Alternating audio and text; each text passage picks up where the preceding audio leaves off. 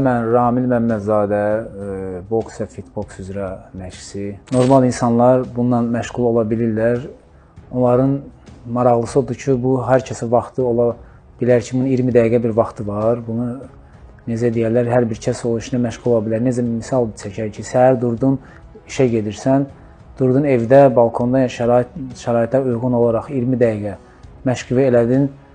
Çıxdın, getdin işimin dalınca və gün ərzində pozitiv enerji, yüksək, necə deyərlər, enerji ilə həyat davam edir.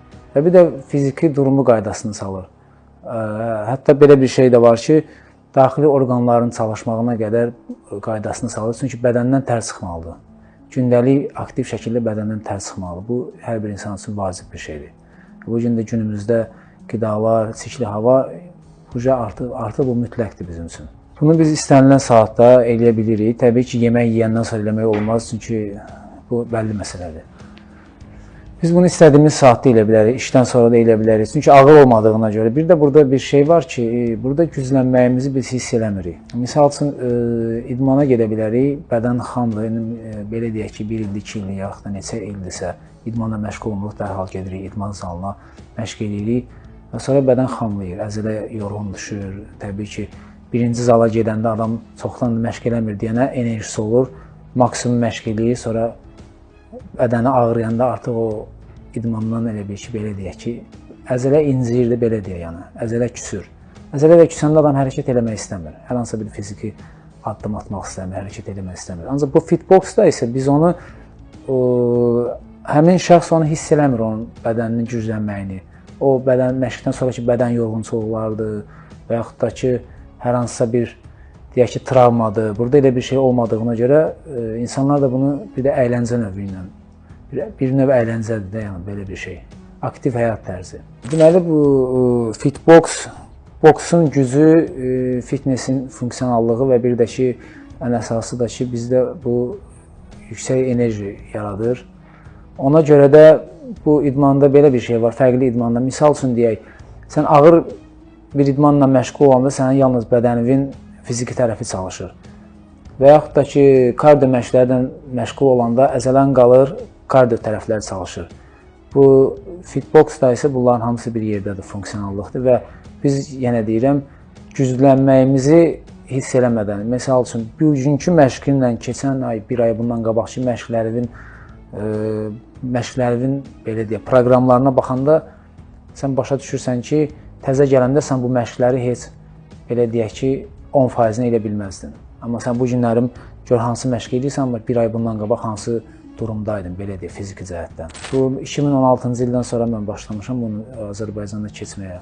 Mən indi bunu keçirəm, peşəkar idmançıları da keçirəm, futbolçular da var. Futbolçulara bir də yaxşı nəticə verir bu, belə deyək. Bizim məşqli olan futbolçularımız var. Deməli, onlar nə edirlər? Futbolda bu koordinasiyanın gücü, dözümlülüyü artıran bir şeydir.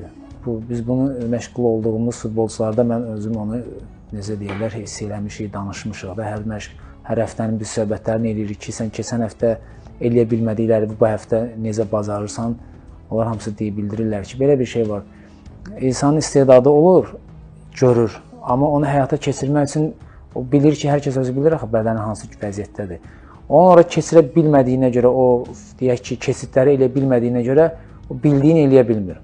Ancaq fitboks ona elə bir ki, öz potensialını ortaya çıxartmaq üçün güc verir, özgüvən verir. O artıq iki belə futbolçulardan deyək ki, futbol misalını çəkər ki, o 2-3 oyuncunun arasına rahat girib allada bilir, yəni. Onda o özgüvən olur.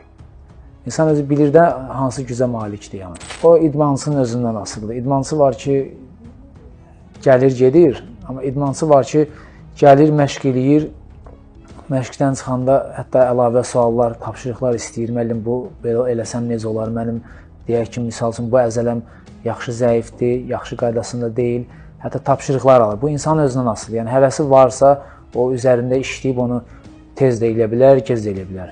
Belə deyək də, hansı idmançılar, misal üçün, ayaq üstə döyüşən idmançılar var, bilirik, məsələn, MMA deyək, fərqli idman növləri var, futbolda ayaq üstü gedir. Belə bir söz deyək ki, ayaq üstü olan demək olar ki, bütün idmanlar ayaq üstü gedir. Ancaq ki, oradakı məsafə məsələsi var, refleks məsələsi varsa, Həmin o idmançılar, həmin o idman növü ilə məşğul olan peşəkar idmançılar da bu ilə məşğul olmalıdır. Fərdə görə məşq proqramları dəyişir. Hansı ki, belə deyək, sizdə güc o deyil. Mən misal üçün hər hansı bir peşəkar idmançıya verdiyim məşqin 5 dəqiqəsini və yaxud da 6 dəqiqəsini mən onu sizə verə bilmərəm. Çünki siz ona dözə bilmərsiniz və sizin bədəninizin əzələsinin o gücü o tempə uyğun deyil. Burada belə incəliklər var. Fərdə görə məşq proqramları dəyişir. Tələbə seçimində biz ən çox diqqət edirik ilk öncə onun təlim-tərbiyəsinə, davranışına, daha sonra isə onun bu sənətə niyə gəlib, maraqlanırıq, niyə boksla məşğul olmaq istəyirsən. Adam var ki, boksla məşğul olur ki, getsin, küçədə dalaşsın. Biz elə adamları heç vaxt yaxın buraxmarıq, çünki bu peşəkar idmançı küçədə heç vaxt dalaşmaz, bu olmaz yəni. Peşəkar idmançının sansa əgər sən bunu etməməlisən, edirsənsə deməli sən peşəkar idmançı da deyilsən. Bizim idman fəlsəfəmiz, boksla məşğul olmaq fikrimiz, ideologiyamız ondan ibarətdir ki, boks güclə yox, ağılla döyüşmək lazımdır. Bu boksu bilənlər başa düşür ki, bu nə deməkdir. Yəni mən çoxlu məşq eləyirəm, o demək deyil ki, mən güclənmişəm. Bu çox yanlış bir fikirdir. Sadəcə olaraq məşqləri düzgün və kimə nə lazımdırsa o cürdə məşq eləməlidir. Mən deməli bir şey deyim sizə, bu insan anatomiyasıdır. Bunu bu günlərin mən də, siz də gedib girib zalda çoxlu dəmir qaldırsaq, biz istər-istəməz bədənimizdə bizim bir enerjimi deyim, aqressiyamı deyim var. Çünki mən gücümün artdığını hiss eləyəndə onun kontrolunu özündən olmaya bilər. Yəni o da təbii ki, qeyri-peşəkar insanlar olur ki, onu eləyirlər, dəmir çəki qaldırırlar. Onlar bilirlər nəyin altına girirlər. Deyək ki, hər hansı bir ağır çəkinin altına girəndə onlar düşünürlər ki, artıq onlar çox güclüdürlər. Onların gücü sadəcə olaraq ağır çəki qaldırmaq üçündür. Onlar bu cür hərəkətlər olanda küçədə ağır belə və bir də kobud səhvlərə yol verirlər. Bu da yaxşı nəticələnmir. Gücü yığmaq mümkündür.